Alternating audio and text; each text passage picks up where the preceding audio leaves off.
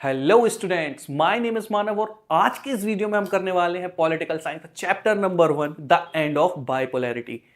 ना सिर्फ हम चैप्टर का एक्सप्लेनेशन लेंगे बल्कि इसमें नेटो वॉर्सो के बीच में डिफरेंसेस क्या हैं, इंपॉर्टेंट सोवियत लीडर्स कौन कौन से रहे हैं, उन सभी को भी समझेंगे। और साथ ही साथ आपका एक बहुत बड़ा डाउट कि क्या ये नोट्स पढ़ने के बाद आप एग्जामिनेशन को अच्छे से अटेम्प्ट कर पाएंगे, क्या आप एमसीक्यूज आंसर कर पाएंगे, असर्शन रीजन आंसर कर पाएंगे? Answer is yes, definitely, for sure. क्यों? क्योंकि सारे इंपॉर्टेंट टॉपिक्स कवर कर दिए गए हैं इस एक सिंगल वीडियो में, जैसे देखने के बाद आप कॉन्फिडेंटली आपका एग्जाम अटेम्प्ट कर पाएंगे। So before starting the video, अगर आपको वीडियो पसंद आता है तो प्लीज वीडियो को लाइक कीजिएगा और चैनल को सब्सक्राइब कीजिएगा। So without any further delay, let's get started.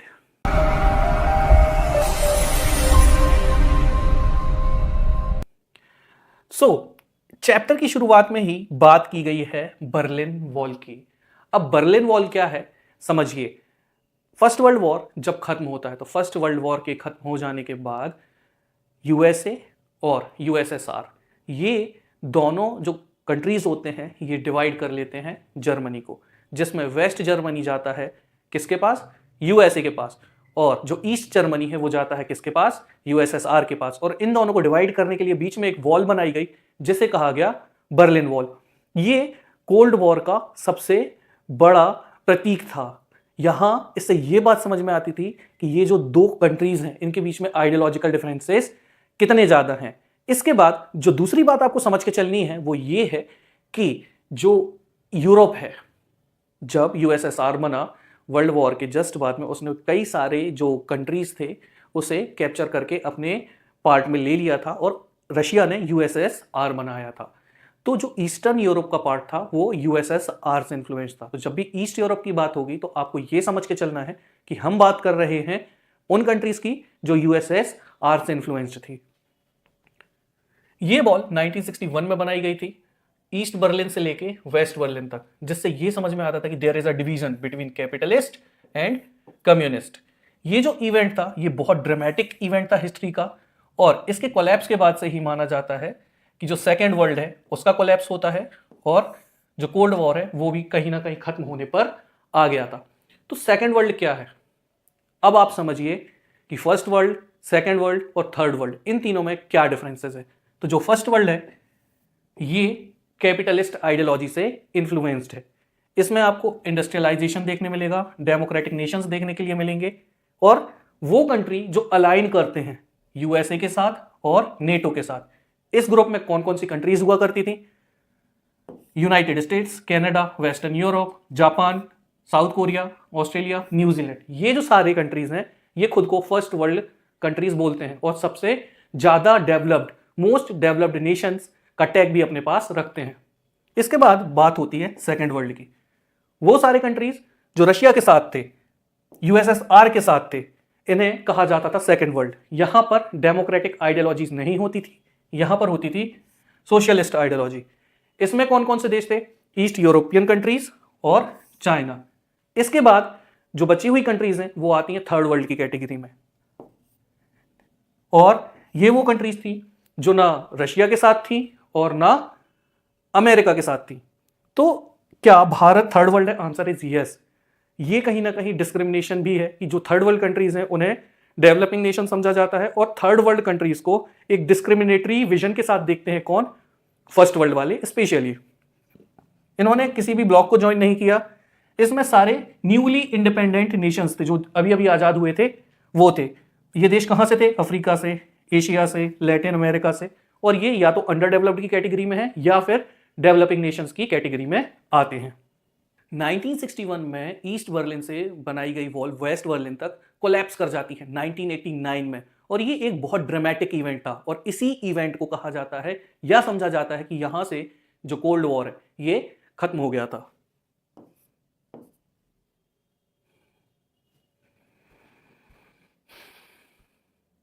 (1989) में बर्लिन वॉल के गिर जाने के बाद जर्मन डेमोक्रेटिक रिपब्लिक, जो कि हिस्सा हुआ करता था ईस्ट जर्मनी का, वो रीयूनाइट हो जाता है किसके साथ?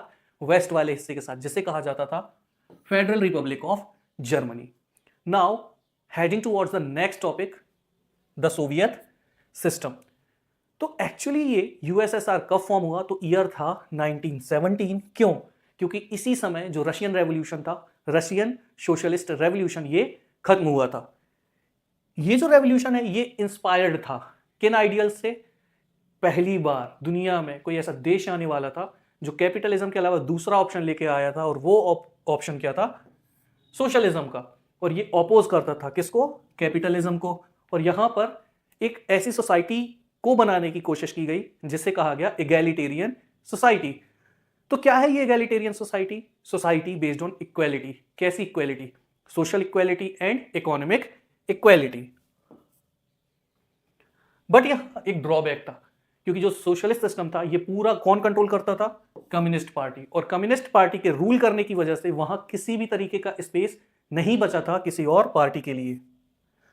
सेकेंड वर्ल्ड वॉर के खत्म हो जाने के तुरंत बाद जो ईस्ट यूरोपियन कंट्रीज थे, इन्हें लिबरेट करवाता है यूएसएसआर की आर्मी। और यहां पर जो ये ईस्ट यूरोपियन कंट्रीज थे, इन पर काफी ज्यादा इंफ्लुएंस था यूएसएसआर के पॉलिटिकल सिस्टम का और इकोनॉमिक सिस्टम का। और इसी वजह से ये खुशी खुशी यूएसएसआर का पार्ट बन जाते हैं। और उनका पार्ट बनने के बाद वो बनता है सेकेंड वर्ल्ड, जिसके बारे में हम डिस्कस कर चुके हैं। और ये चुनते हैं रशिया को as their de facto. Now what is de facto? तो यहां पर जो एक गवर्नमेंट होती है वो कंट्रोल करती है और अथॉरिटी रखती है दूसरे रीजन पर, लेकिन ये लीगल रिकॉग्निशन नहीं होता या कॉन्स्टिट्यूशनल लेजिटिमेसी नहीं मिलती। मतलब ना कॉन्स्टिट्यूशन में लिखा मिलेगा और ना ऐसे सरकार मानेगी, बट इन्फ्लुएंस तो होगा। एग्जाम्पल के लिए हम आज के समय देख सकते हैं कि जो पाकिस्तान पर चाइना का कंट्रोल देखने मिलता है, यू कैन से दैट कि जो चाइना है वो डिफेक्टो है किसका? पाकिस्तान का।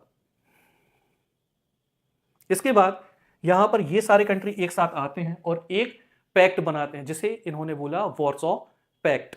सारे नेशन एक साथ एक पैक्ट साइन करते हैं जिसे कहा जाता है वॉर्सो पैक्ट। इसके बाद चैप्टर में आगे ही हम वॉर्सो पैक्ट को और नेटो को एक साथ बहुत अच्छे से कंपेयर करेंगे। नाउ अगले टॉपिक में हम ये समझेंगे कि यूएसएसआर इतना इंपॉर्टेंट प्लेयर कैसे बनकर हमें देखने में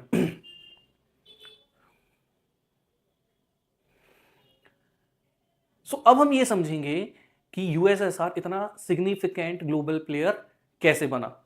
तो you have to understand that कि अगर कोई भी देश बहुत ज्यादा विकसित हो रहा है, डेवलप हो रहा है, जैसे हम आज के समय चाइना का नाम सुनते हैं, उस समय यूएसएसआर बहुत तेजी से आगे बढ़ रहा था क्योंकि वो ग्रो कर रहा था। इस वजह से अपने आप ही वो काफी ज्यादा इंपॉर्टेंट हो गया था।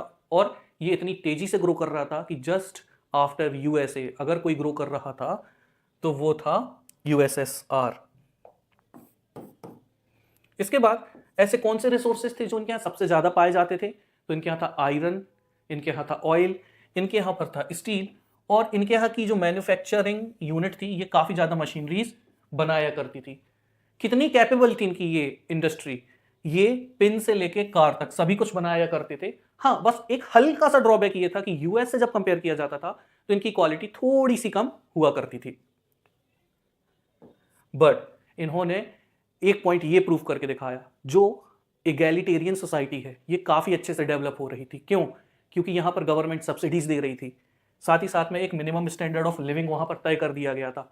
नॉट ओनली दैट, वहां पर किसी भी तरीके की शॉर्टेज नहीं हुआ करती थी जॉब्स को लेकर, जो एक देश का सबसे बड़ा इशू होता है। इतने अच्छे से परफॉर्म कर रहे यूएसएसआर में आखिर ऐसी क्या दिक्कत आ गई, चलिए समझते हैं। यूएसएसआर जो है ये काफी ज्यादा ऑपरेसिव हो गया था। क्यों? क्योंकि 100 की सीधी बात ये है कि जो पावर है वो पागल बना देती है। यहां पर भी कुछ ऐसा ही देखने के लिए हमें मिलता है, क्योंकि जो यूएसएसआर है अब वो वहां के लैंड, एसेट सब कुछ कंट्रोल करने लग गया था। साथ ही साथ में जो एक आम इंसान था उसकी जिंदगी भी काफी परेशानियों से भर गई थी। क्यों? क्योंकि ये काफी ज्यादा ब्यूरोक्रेटिक भी हो चुके थे और ऑपरेसिव भी हो चुके थे। ब्यूरोक्रेटिक होने का मतलब ये है कि जो वहाँ का गवर्नमेंट सिस्टम है वो काफ़ी ज़्यादा इंटरफेयर कर रहा था लोगों की पर्सनल लाइफ में। इसके अलावा और जो सारे इंस्टीट्यूशंस थे ये भी काफ़ी स्ट्रिक्टली, काफ़ी टाइटली गवर्नमेंट कंट्रोल कर रही थी। और जो सबसे बड़ी परेशानी आई वो ये थी कि वो कहीं से भी लोगों के लिए अकाउंटेबल नहीं थे। एक सरकार हमेशा अकाउंटेबल होती है अपने लोगों के लिए, लेकिन लोगों का अच्छा हो रहा है या बुरा हो रहा है उन्हें किसी भी तरीके से इससे मतलब नहीं था। यूएसएसआर यूएसए के साथ रेस की आर्म्स में नेक टू नेक चल रहा था, सारे वेपन अच्छे से डिजाइन कर रहा था, लेकिन ये उन्हें काफ़ी ज़्यादा एक्सपेंसिव पड़ रहा था। इसके बाद वेपन्स की बात हो तो ठीक है, यूएसए और यूएसएसआर एक ही लेवल पे थे, लेकिन जब बात आती थी इंफ्रास्ट्रक्चर की, ट्रांसपोर्टेशन पावर की और लोगों की जो पॉलिटिकल और इकोनॉमिक डिजायर है उनकी, तो यहां पर जो सोवियत है ये काफ़ी पीछे था वेस्ट से। ना लोगों की इकोनॉमिक डिजायर पूरी हो रही थी और ना ही पॉलिटिकल डिजायर। और अल्टीमेटली सिस्टम जो खराब होता है वो और ज़्यादा होता है कब, जब अफगानिस्तान में इन्वेड कर देता है Soviet union in the year 1979। Gorbachev and the disintegration. अगर हम बात करें मिखाइल गोर्बाचेव की, तो वो सेक्रेटरी जनरल बनते कम्युनिस्ट पार्टी के इन द ईयर 1985 और इसके बाद ये रिफॉर्म लाना शुरू करते हैं सिस्टम में। इन्होंने 2 रिफॉर्म बहुत इंपॉर्टेंट लेके आए। पहला था पेरेस्ट्रोइका और नेक्स्ट वन इज ग्लासनोस्त। इनका क्या मीनिंग होता है? इन शॉर्ट, पेरेस्ट्रोइका का मतलब होता है रीस्ट्रक्चरिंग और ग्लासनोस्त का मतलब होता है ओपननेस। और एलेबोरेटेड फॉर्म में अगर हम समझें तो पेरेस्ट्रोइका का मतलब होता है जो ऑटोमेशन है उसे बढ़ा देना और लेबर की एफिशिएंसी इंक्रीज करने पर फोकस करना। बात करें ग्लासनोस्त की, तो ये पॉलिसी और प्रैक्टिस होती है जहां पर गवर्नमेंट काफ़ी ओपन हो जाती है और जो इंफॉर्मेशन है वो ज़्यादा से ज़्यादा डिलीवर करने की कोशिश करती है कॉमन पीपल के बीच में।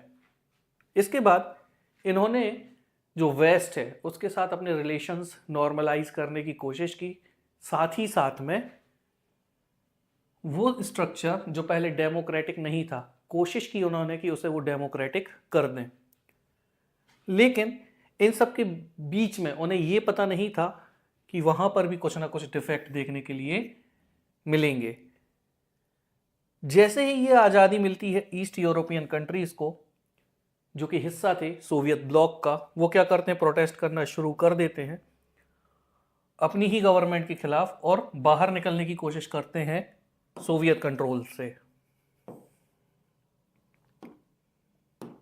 गोर्बाचेव इंटरवीन नहीं करते। उन्हें दिखाई दे रहा था कि ईस्ट यूरोप में क्या हो रहा है, कहीं ना कहीं उनके अगेंस्ट में कोई प्रोटेस्ट चल रहे हैं, लेकिन उन्होंने इसको इग्नोर किया।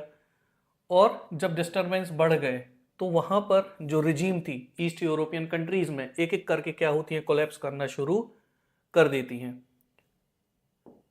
जो डेमोक्रेटिक रिफॉर्म्स लेकर आ रहे थे मिखाइल गोर्बाचेव, ऑब्वियसली क्योंकि कम्युनिस्ट पार्टी के थे वो, और कम्युनिस्ट पार्टी में अगर आप डेमोक्रेटिक रिफॉर्म लाने की कोशिश करोगे तो क्या होगा, उनके खुद के ही जो दूसरे लीडर थे वो उनको अपोज करना शुरू कर देते हैं। 1991 आता है। इसके बाद यहां पर होता है एक क्या, कू, COUP। इसे कूप नहीं बोला जाता, इसे कू बोलते हैं। और इसका मतलब क्या होता है, एग्जिस्टिंग गवर्नमेंट को फोर्सफुली ओवरथ्रो कर देना। किसने करवाया था? कम्युनिस्ट पार्टी के हार्ड लाइनर्स ने। अब ये हार्ड लाइनर्स कौन होते हैं? ये वो लोग होते हैं जो स्ट्रिक्ट पोजीशन बना के रखते हैं किसी भी इशू को लेकर। लेकिन अब जो लोग हैं ये पुराना सिस्टम नहीं चाहते थे कम्युनिस्ट पार्टी का, और उन्हें फ्रीडम चाहिए था।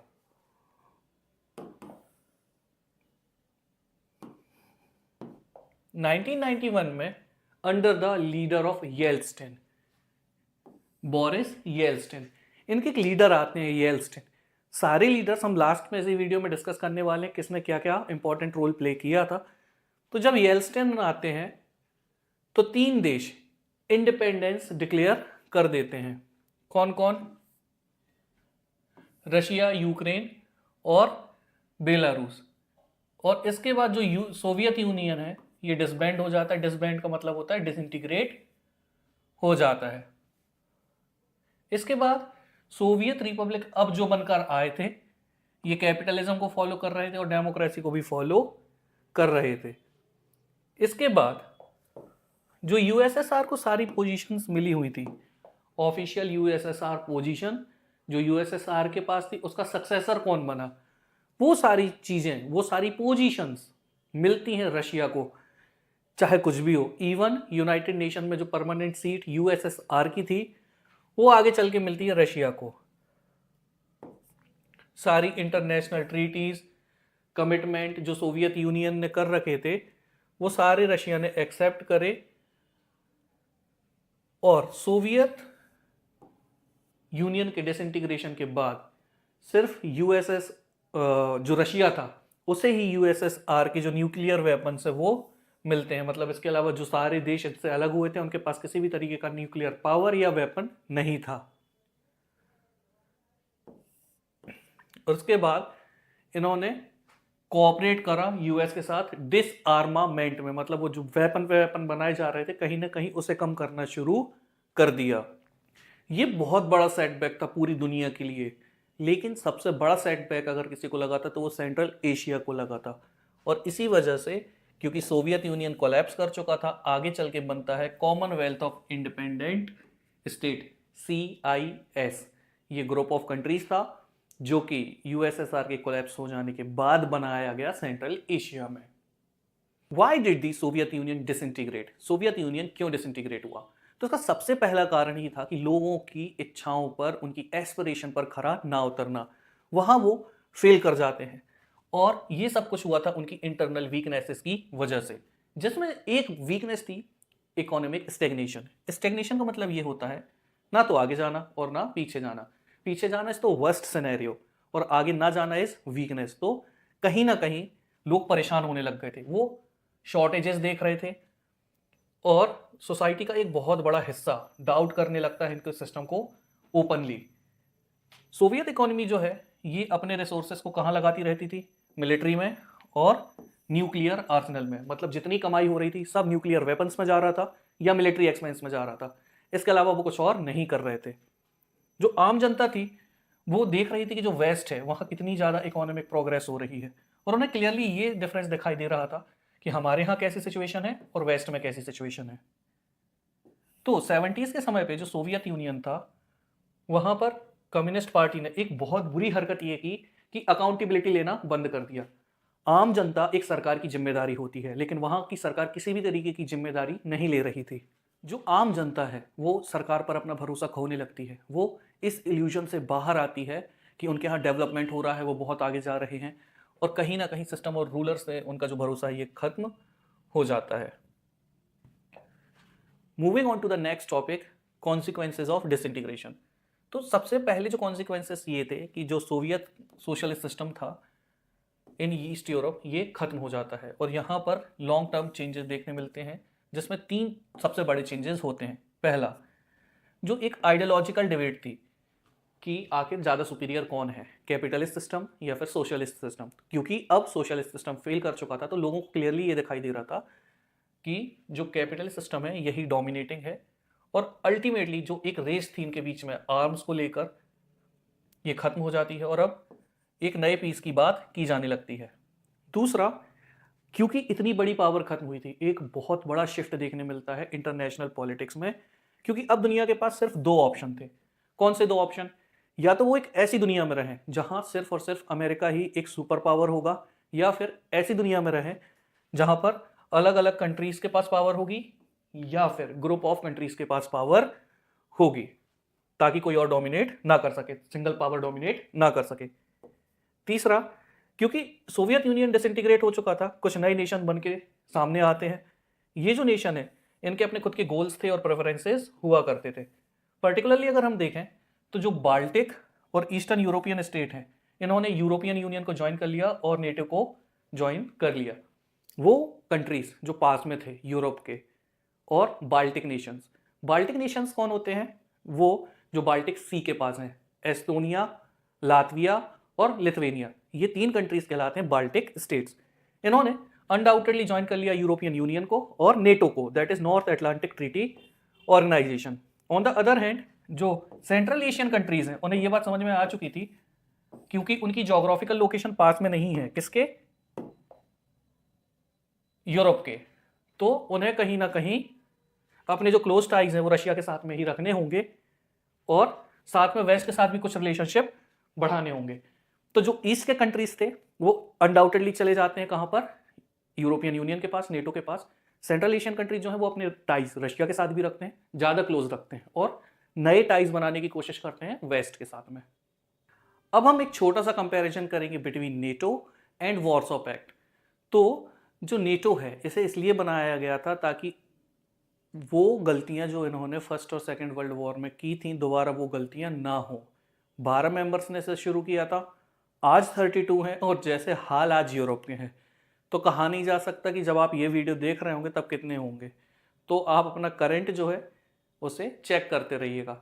खैर, बात करें अगर हम वॉर्सो पैक्ट की, तो वॉर्सो पैक्ट को क्यों बनाया गया था? इसलिए बनाया गया था ताकि वो काउंटर कर सकें किसको? नेटो को। नेटो एक बहुत बड़ा खतरा नजर आ रहा था यूएसएसआर को। इतने बड़े कंट्रीज का ग्रुप अगर मान लो कभी अटैक कर देता तो उसने सोचा बेटा रुक जा, हम भी आते हैं लाइन में। तो उन्होंने क्या बनाया? Warsaw Pact. इन्होंने खुद को क्या कह के स्टैब्लिश किया कि हम पीस प्रमोट करेंगे? देखो भाई, वेस्ट की आदत है दोगलापन, यहां भी वही था कि हम पीस प्रमोट करेंगे, ये सारी चीजें करेंगे। लेकिन आज भी आप नेटो को देखोगे तो कहीं ना कहीं उसमें शांति से ज्यादा अशांति नजर आती है। प्रमोट करेंगे कोऑपरेशन को, फ्रीडम को बनाएंगे। वॉर्सो पैक्ट में भी उन्होंने ये कहा कि भाई हम तो अपनी टेरिटरीज की सुरक्षा करने के लिए ये सारी चीजें बना रहे हैं। 4 अप्रैल 1949 को बनाया गया था नेटो, और 14 ऑफ मई 1955 को बनाया गया था वॉर्सो पैक्ट। शॉक थेरेपी इन पोस्ट कम्युनिस्ट रिजीम्स। टॉपिक शुरू करने से पहले हम ये समझेंगे कि शॉक थेरेपी है क्या। इंपॉर्टेंट क्वेश्चन है, हमेशा आता है, तो इसीलिए आपको समझना ये जरूरी है कि शॉक थेरेपी क्या है। देखो, जो रशिया था, यूएसएसआर था, वो एक अथॉरिटेरियन स्टेट था, पूरी अथॉरिटी गवर्नमेंट की होती थी। अब वहां पर एक जो नया सिस्टम आने वाला था वो था कैपिटलिस्ट सिस्टम। और यू नो दैट कि सुनने में ये बहुत अच्छा साउंड करेगा, ओ अथॉरिटेरियन स्टेट से एक कैपिटलिस्ट स्टेट, डेमोक्रेटिक स्टेट। लेकिन ये जो ट्रांजिशन थी ये इतनी ईजी नहीं थी, इतनी ज्यादा स्मूथ नहीं थी। इसके बाद जो रशिया है, सेंट्रल एशिया है और ईस्ट यूरोप, समझो यूएसएसआर खत्म हुआ, क्या क्या निकल के आया? एक तो रशिया, इसके बाद सेंट्रल एशिया, फिर ईस्टर्न यूरोप, ये अलग हो चुके थे। अब इनके अलग हो जाने के बाद ये ऑलमोस्ट कोलैप्स कर गए थे, तो इनको ठीक करना था। और ये रिस्पॉन्सिबिलिटी किसने दिखाई? ये दिखाई वर्ल्ड बैंक ने और आईएमएफ ने, और इन्होंने अपना एक मॉडल प्रपोज किया। अब जो ये ठीक करने वाले थे ईस्ट यूरोप को, सेंट्रल एशिया को और रशिया को, इसे ही बोला गया शॉक थेरेपी। इसका मतलब ये था कि अब जो प्राइवेट ओनरशिप थी ये टेक ओवर करेगी किसको? गवर्नमेंट ओनरशिप को। जो पहले कोऑपरेटिव फार्म हुआ करते थे, कलेक्टिव फार्म हुआ करते थे, क्या था कि यूएसएसआर में सारे किसान एक साथ किसानी किया करते थे, इसे ही कोऑपरेटिव फार्मिंग कहा जाता था। किसी भी तरीके से वहां पर जो इंडिविजुअल ओनरशिप वाले फार्म है ऐसे नहीं होते थे। तो प्राइवेट फार्मिंग और एग्रीकल्चरल कैपिटलिज्म ये रिप्लेस करता है किसको? कोऑपरेटिव फर्म्स को। यहां पर एक्सपेक्टेशन ये थी कि ज्यादा से ज्यादा ट्रेड होगा, लेकिन यहां पर एक बात बहुत नेसेसरी हो गई थी, और वो क्या था? Free trade. किसी भी तरीके का जो टैक्स है ये सारी चीजें एलिमिनेट कर दीजिए। तो ये उम्मीद लगाई जा रही थी कि वहां पर एक फ्री ट्रेड एग्रीमेंट होगा, FDI, that is foreign direct investment आएगा, और यही मेन ड्राइवर होंगे उस बदलाव के जो जरूरी हो चुके थे पोस्ट यूएसएसआर रिजीम्स में। और इसका पार्ट कौन कौन होने वाला था? फॉरेन इन्वेस्टमेंट, फाइनेंशियल ओपनिंग और करेंसी कन्वर्टेबिलिटी।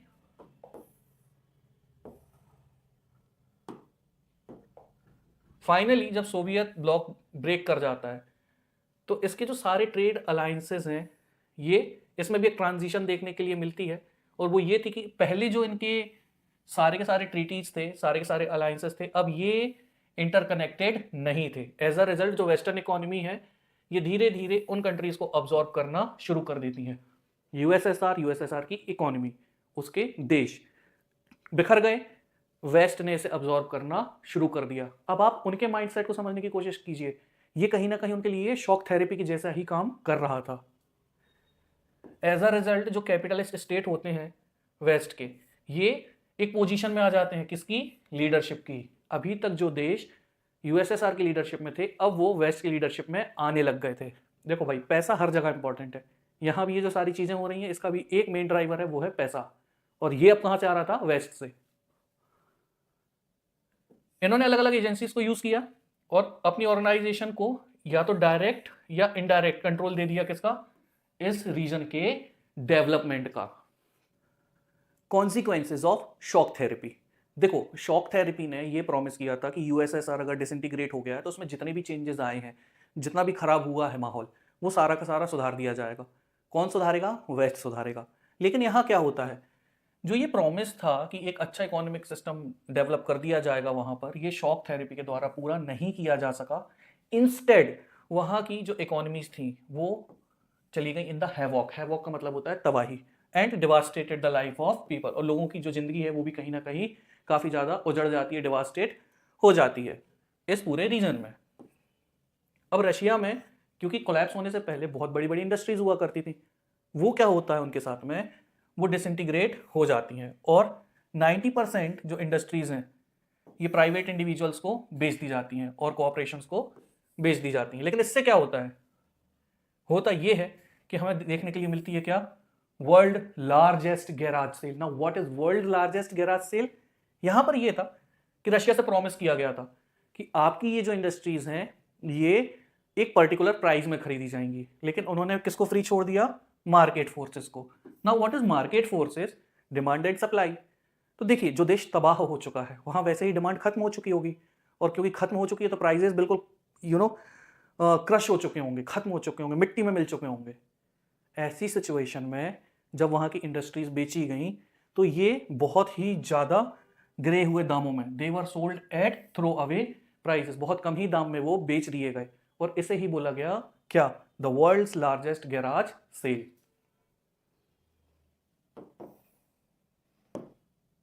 हाउएवर जो सारे सिटीजन हैं इन्हें ये प्रॉमिस किया गया था कि आपको वाउचर मिलेंगे किसमें पार्टिसिपेट करने के लिए, सेल्स में। लेकिन जो ज़्यादातर सिटीजन थे इन्होंने इसको ब्लैक मार्केट में बेच दिया, क्यों? ताकि उन्हें कैश मिल सके। और ऐसा कर देने की वजह से जो रूबल है, रशिया की करेंसी, ये डॉलर के अगेंस्ट में रिकॉर्ड लो पे चली जाती है। देखते ही देखते ओवरनाइट जो लोगों की सेविंग्स थी ये खत्म हो जाती हैं। क्यों हो जाती हैं? क्योंकि इन्फ्लेशन जो था ये काफ़ी ज़्यादा बढ़ चुका था। आप खुद सोचिए कि आपके पास जितनी सेविंग है, महंगाई अगर अचानक से बढ़ जाए तो आपकी सेविंग कम पड़ जाएंगी, और यहाँ तो जो इन्फ्लेशन था it was sky rocketing, double triple इस तरीके से बढ़ रहा था। हाँ, साथ में क्या हुआ था, कलेक्टिव फार्म सिस्टम खत्म हो गया था। रशिया जो पहले सोर्स हुआ करता था ऑफ फूड, अब उन बेचारों के साथ ये हो रहा था कि उन्हें इंपोर्ट करना पड़ रहा था। सिचुएशन इतनी खराब हो गई कि 1999 में जो रशिया की जीडीपी थी ये 10 साल पहले मतलब 1989 से भी ज़्यादा खराब हो चुकी थी। ऑफिशियल रिकॉर्ड के हिसाब से अगर हम देखें तो यहाँ पर कोई रिप्लेसमेंट नहीं था किसका, प्रीवियस ट्रेडिंग स्ट्रक्चर का। जिस तरीके से वो पहले ट्रेडिंग किया करते थे उसका कोई भी सप्लीमेंट नहीं था, उसे ठीक नहीं किया जा रहा था, और इसी वजह से ये सब कुछ कोलैप्स कर जाता है। शॉक थेरेपी की वजह से वेलफेयर सिस्टम पर क्या असर पड़ता है देखते हैं। यहाँ पर पहले जो सोशल वेलफेयर सिस्टम हुआ करता था ये डिसमेंटल कर दिया जाता है। बहुत सारे लोग पॉवर्टी की चपेट में आ जाते हैं। क्यों? क्योंकि इससे पहले गवर्नमेंट चीज़ों को सस्ता रखने के लिए सब्सिडीज दे रही थी जो कि अब रोक दी गई थी। मेजॉरिटी ऑफ दीज कंट्रीज, वो सारे देश जो अभी अभी यूएसएसआर से बाहर निकले थे, वहाँ पर एक माफिया राइज करता है और बहुत सारी इकोनॉमिक एक्टिविटीज़ पर अपना कंट्रोल ले लेता है। एज अ रिजल्ट प्राइवेटाइजेशन काफ़ी ज़्यादा बढ़ जाता है, और इस प्राइवेटाइजेशन के बढ़ जाने की वजह से वहाँ पर जो इनइक्वालिटीज़ पहले से थी वो कहीं ज़्यादा बढ़ जाती हैं। इकोनॉमिक इनइक्वालिटी वर वाइडेंड। रशिया साथ ही साथ में जो दूसरे सोवियत स्टेट थे ये स्प्लिट कर जाते हैं। इनके बीच में जो रिच और पुअर थे इनके बीच की इकोनॉमिक डिस्पैरिटी और ज़्यादा बढ़ जाती है। यहाँ पर इकोनॉमिक ट्रांसफॉर्मेशन को अब ज़्यादा अटेंशन दी जा रही थी, प्रायोरिटी दी जा रही थी। लेकिन समझिए, अगर नए देश बने थे तो क्या सिर्फ इकोनॉमिक रिफॉर्म्स जरूरी थे? क्या ये जरूरी नहीं था कि एक अच्छा कॉन्स्टिट्यूशन आए? क्या ये जरूरी नहीं था कि वहाँ प्रॉपर डेमोक्रेसी आए? लेकिन नहीं, ना तो ध्यान दिया गया डेमोक्रेसी के ऊपर, ना तो ध्यान दिया गया कॉन्स्टिट्यूशन के ऊपर, सिर्फ और सिर्फ किस पर ध्यान दिया गया? इकोनॉमिक सिस्टम को ओवरटेक करने में। और वेस्ट में बहुत सारे जो लोग होते हैं वो इसी में लग जाते हैं। तो अल्टीमेटली अगर आप ये देखें कि क्या उनके साथ अच्छा हुआ, उनके साथ मतलब वो जो देश अलग हुए थे अभी अभी यूएसएसआर से, क्या उनके साथ अच्छा हुआ? डेफिनेटली नहीं हुआ। और इससे एक बात और समझ में आती है कि इंसान कितना भी अच्छा प्रिटेंड कर ले या कोई देश, जब बात पैसे की आ जाती है तो कहीं ना कहीं उनके जो मोरल्स होते हैं वो अपने आप डाउन हो जाते हैं, और ये उसका एक बेस्ट एग्जाम्पल है। ये जो कंट्रीज थी इनके यहाँ कॉन्स्टिट्यूशन जल्दी जल्दी में बना दिया जाता है। ज़्यादातर इंक्लूडिंग रशिया। यहाँ पर एक स्ट्रॉन्ग एग्जीक्यूटिव प्रेसिडेंट रख दिया जाता है जिनके पास काफ़ी ज़्यादा पावर थी, और पार्लियामेंट जो है ये वीक पोजीशन में आ जाती है। एक हेल्दी डेमोक्रेसी क्या होती है, लीडर जो है वो उतना स्ट्रांग नहीं होता जितना पार्लियामेंट होता है। पार्लियामेंट कंट्रोल कर सकता है किसको, लीडर को। लेकिन यहाँ वापस से एक स्ट्रांग प्रेसिडेंट आ चुका था और पार्लियामेंट जो थी वो वीक थी। सेंट्रल एशिया में जो प्रेसिडेंट थे इनके पास काफ़ी ज़्यादा अथॉरिटी आ चुकी थी और ये काफ़ी ज़्यादा अथॉरिटेरियन हो गए थे। स्पेशली जो टर्किश लीडर थे और उज्बेक लीडर थे, इन्होंने क्या करा, इन्होंने मौके का फ़ायदा उठाते हुए वो जो टाइम 5 ईयर 6 ईयर का होना चाहिए था उसको कितना कर दिया, 10 ईयर्स। अब हिला भी नहीं सकते। और अगर किसी ने गलती से क्रिटिसिज्म कर दिया या डिसएग्रीमेंट दिखा दिया तो व्यक्ति गायब, जैसे आज भी चाइना में हो जाता है। ये जो कंट्रीज थे इनके यहाँ पर जुडिशियल कल्चर भी डेवलप नहीं हुआ। हाँ जी, अभी तो हमने बात की किसकी, पार्लियामेंट की, कॉन्स्टिट्यूशन की, लेकिन क्या वहां एक अच्छी जुडिशियरी थी? नहीं। सारे के सारे जो फैसले होते थे किसके हाथ में आते थे, प्रेसिडेंट के। तो जुडिशियल कल्चर भी नहीं रहा, और जब जुडिशियल कल्चर नहीं है तो फिर तो आप उम्मीद लगा भी नहीं सकते कि जो जुडिशियरी है वो कहीं से भी क्या होगी, इंडिपेंडेंट होगी। लगभग 10 सालों के बाद इन ज़्यादातर इकोनॉमीज में, स्पेशली रशिया में, ग्रोथ देखने के लिए मिली। That is after year 2000।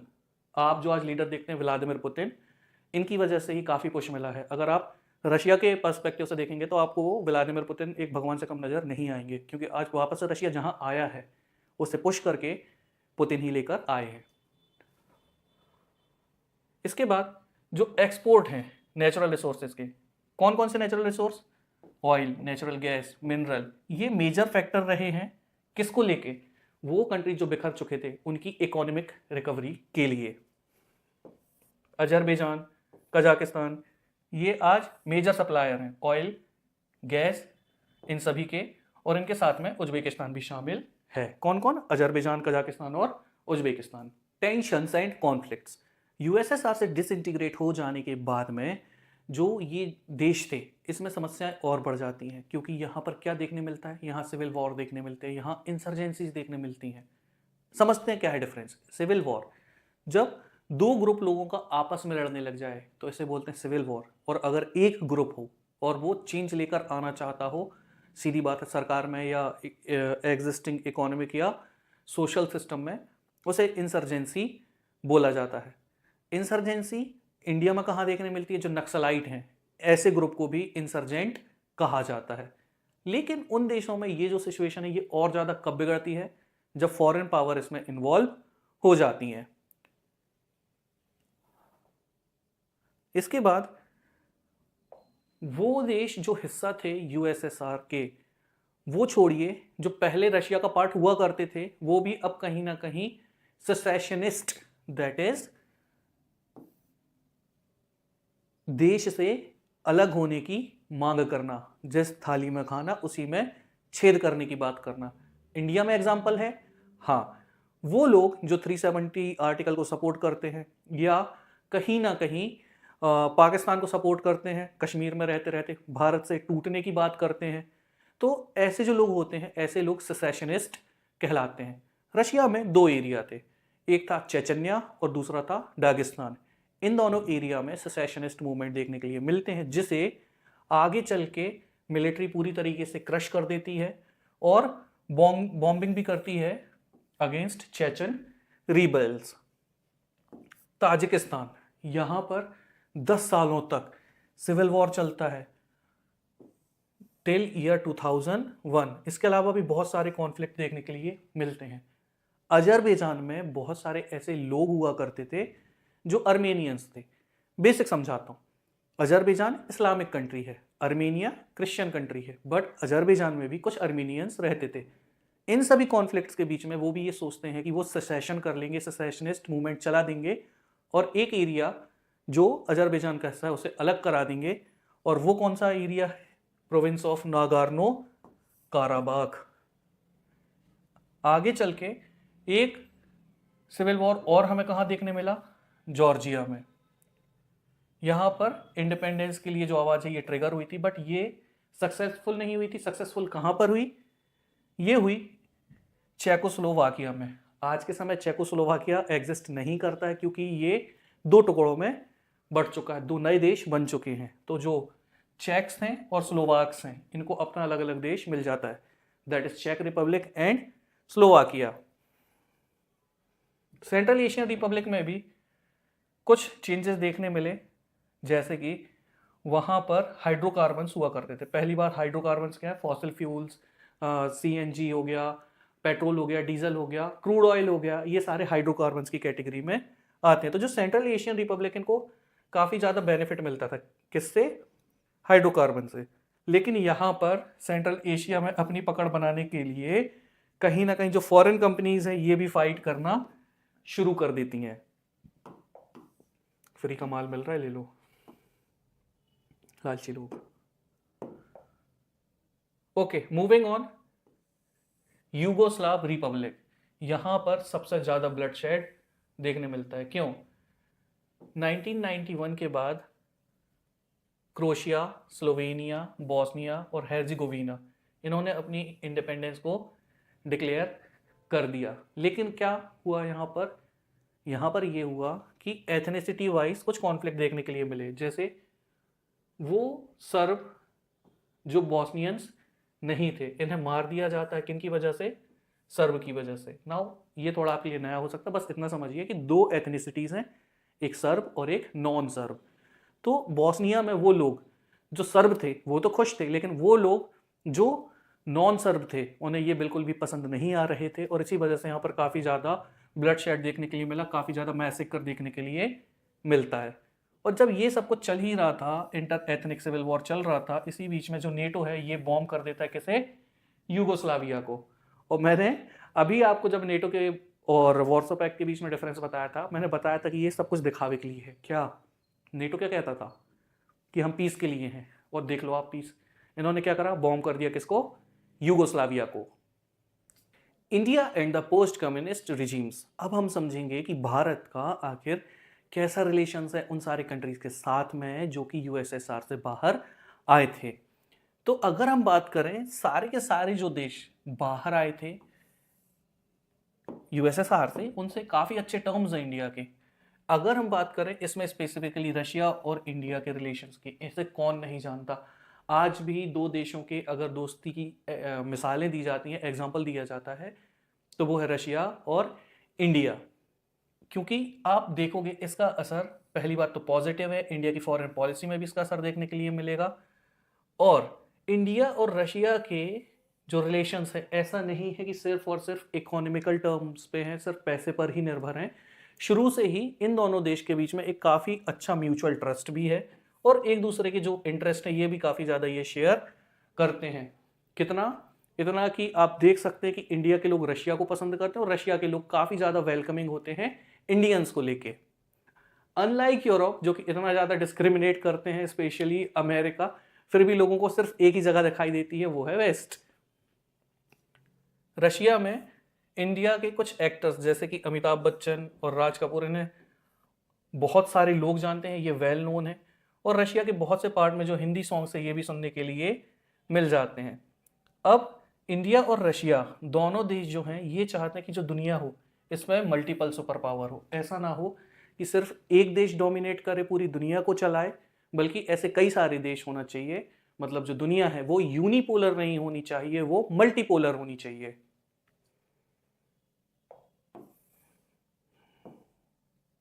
In fact अगर आप देखोगे कि 2001 में एक अग्रीमेंट साइन किया गया जिसे बोला गया इंडो रशियन स्ट्रेटेजिक अग्रीमेंट। यहाँ पर इंडिया और रशिया ने 80 से भी ज़्यादा बायलैटरल अग्रीमेंट्स किए हैं।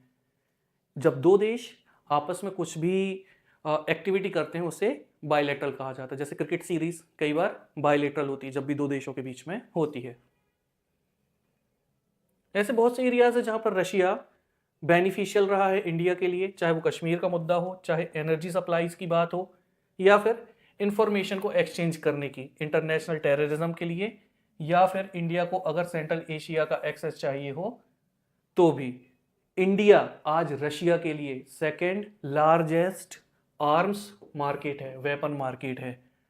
और इन और भी बहुत सारी ऐसी चीज़ें हैं जो इन दोनों देशों के बीच में काफ़ी ज़्यादा कॉमन है।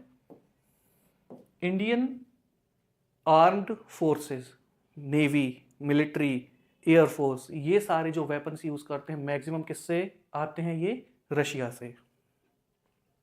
अब इंडिया की जो डिपेंडेंस रही है रशियन ऑयल इंपोर्ट पर, ये काफ़ी ज़्यादा इंपॉर्टेंट रोल प्ले करती है किसमें, इंडिया की फॉरेन पॉलिसी में। कैसे, देखिए, जब रशिया यूक्रेन वॉर शुरू हुआ, वेस्ट ने काफ़ी ज़्यादा प्रेशराइज करा इंडिया को कि रशिया से खरीद मत लेना ऑयल, अगर ऐसा किया तो हम आप पर सैंक्शंस लगा देंगे। लेकिन इंडिया ने किसी की नहीं सुनी और अल्टीमेटली जो अपना ऑयल था उसका कंजम्पशन और बढ़ा दिया। वेस्ट को अभी भी लगता है कि इतना पावरफुल है कि इंडिया को इन्फ्लुएंस कर लेगा। मूविंग ऑन, इंडिया की जो न्यूक्लियर एनर्जी नीड्स हैं, इसके लिए रशिया ज़रूरी है। क्यों? क्योंकि रशिया के पास काफ़ी सारा यूरेनियम है, टेक्नोलॉजी है जिससे वो न्यूक्लियर पावर प्लांट बना सकता है। फ़ायदे क्या होते हैं? चीप होता है, क्लीन होता है, इसके बाद जो रेजिड्यू है ये एटमॉस्फेयर को नुकसान नहीं पहुंचाता। उसके बाद इंडिया सफ़र कर रहा था कब? जब इंडिया को रॉकेट बनाना था, उसको एक टेक्नोलॉजी की ज़रूरत थी जिसे बोला जाता है क्रायोजेनिक टेक्नोलॉजी। तो इंडिया की क्रायोजेनिक रॉकेट बनाने में काफ़ी ज़्यादा मदद की थी रशिया ने। और ऐसे बहुत सारे साइंटिफिक प्रोजेक्ट हैं जहाँ पर इंडिया और रशिया ने साथ में काम किया है, और आज भी इंडिया और रशिया ऐसे प्रोजेक्ट पर रेगुलरली काम कर रहे हैं। Leaders of the Soviet union, important leaders को समझ लेने के बाद आपको इस चैप्टर में और भी ज़्यादा क्लैरिटी आ जाएगी। तो शुरू करते हैं टाइमलाइन के हिसाब से, एक हायरार्कियल ऑर्डर के हिसाब से। तो शुरुआत करेंगे उस व्यक्ति से जिसने इन सभी की शुरुआत की, और वो कौन थे? वो थे व्लादिमीर लेनिन। अब व्लादिमीर लेनिन जो थे, यही फाउंडर थे कम्युनिस्ट पार्टी के। रशियन रेवोल्यूशन में ये लीडर थे और साथ ही साथ में ये फाउंडर हेड भी थे यूएसएसआर के। इसके बाद इन्हें जाना जाता है कि ये बहुत ज़्यादा फॉलो करते थे किसको? मार्क्सिज्म को। और इसी वजह से ऑल ओवर द वर्ल्ड जितने भी कम्युनिस्ट हैं, इनके लिए ये आज भी एक इंस्पिरेशन का काम करते हैं। फिर इसके बाद आते हैं कौन? Joseph Stalin.